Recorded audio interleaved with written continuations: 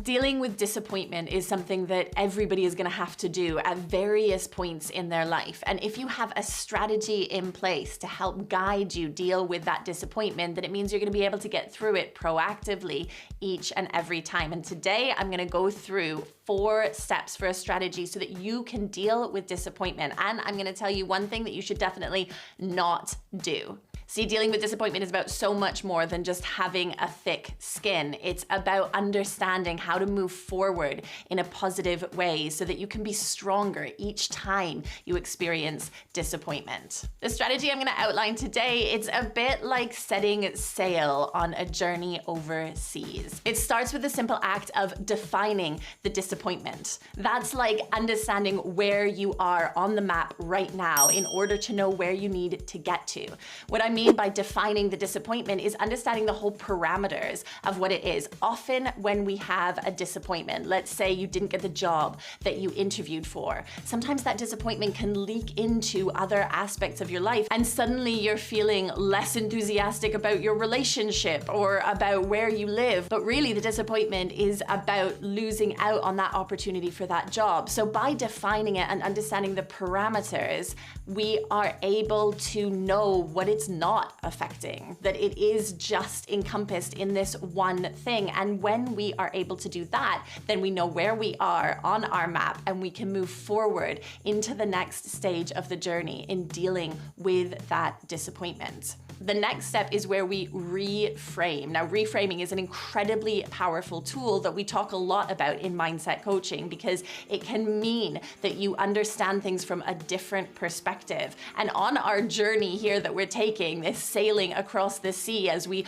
learn to deal with disappointment, the reframing is actually the part where you set your boat up properly. You adjust the sails, you figure out which way the wind is blowing so that you can move forward in the right way. An easy phrase to use here is, at least I'm not, or at least it's not. So for example, say that your disappointment is that you weren't approved for the mortgage on your dream house. And of course, that's a big disappointment. And after you've defined it and understood that that is only about this one particular aspect of your life, the reframing might go like this. Well, at least I know what I'm looking for in a house now. And so the search is going to be much easier as I go and find another house. Right? You've reframed it and found the benefits of that disappointment. Now, it's really important that you understand that reframing isn't about just thinking positively. It's more constructive than that. I often say that thinking positively is not very effective when you're struggling with a challenge, when you're facing a barrier, because when we just think positively, it's like we're fooling ourselves. And you are more clever than that. You are smarter than that. And you don't need to take that supposed lie that comes from just thinking positively. When we reframe, we are constructively looking at the situation and understanding it from a different perspective. So try that sentence, at least I'm not, or at least it's, so that we can understand where we can go from that disappointment. Another example of reframing is, of course, the expression, there's plenty more fish in the sea, which you've heard before, but this is a really useful way of thinking about reframing. When you are faced with a disappointment, understanding that there are so many options and there's not just one fish, and if you lose that fish, you're not going to have any other options. So understanding the context and the parameters of that disappointment are crucial in that next step of reframing the disappointment. The next step in this strategy is where we decide which route to take on our sailing journey. And this is about finding your way power. Now, way power is a term that was introduced to us by the psychologist C.R. Snyder. And it's the other side of achieving your goals. So we know we have to have willpower when we go to achieve our goals. Willpower is the dedication to make that commitment to achieve that goal. But the way power is the commitment commitment to finding a way to achieve it and understanding that there are many routes to any goal. And when you are faced with a disappointment, you have to start looking at all the different routes to achieving that goal that there really are. See, we can get so focused on the one path forward, and then when that path gets closed off for some reason, that can be a serious blow, and we can feel like, okay, well, I guess that door is now closed to us. But understanding that there are as many routes as there need to be in order to achieve that goal means that when you get that disappointment, when things don't turn out the way you wanted them to, you just tack and find the next route that will get you to that same destination. And maybe the destination will start to change shape too. And that's important to embrace. So this point in our strategy of embracing your way power is about finding that route on the map that you're going to take now. And it may not have been the route that you expected, but it will still get you to where you want to go. The final point of this strategy is about creating a buffer of self-care. And this is about understanding that the disappointment may be like a storm at sea, and you need to have a safe haven in your boat to be protected from that storm. Creating a buffer of self-care when you have had a disappointment is absolutely crucial. If you are someone who is really determined and motivated to just keep going, then it can be easy to forget that actually we need to allow for some time to heal from that disappointment. In conjunction, in addition to the other things that we've said, to defining it, to reframing it, to finding your way power, you also need to give yourself some time, give yourself some love.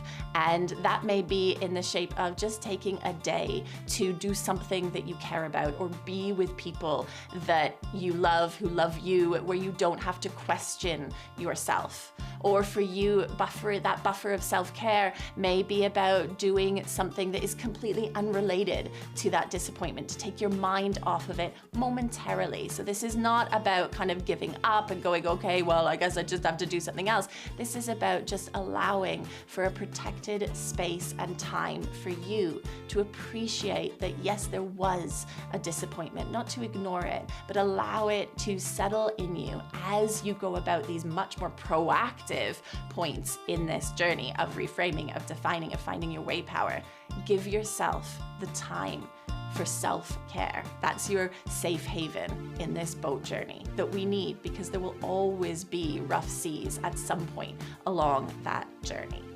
I mentioned that I'm going to be telling you the thing that you should not do when you're dealing with disappointment. But if you want to know a bit more about how to introduce self-care into your life on a regular basis, start to make it part of your habitual routine, check out the description box below, because I have put a load of free resources that are going to help you on that journey to introducing self-care into your life. And it is crucial, not just in this aspect of dealing with disappointment, but in every single part of your life. By introducing self-care, you are going to have a stronger, more resilient mindset. So what's that thing that you should definitely not do when dealing with disappointment? Well, that is ruminate.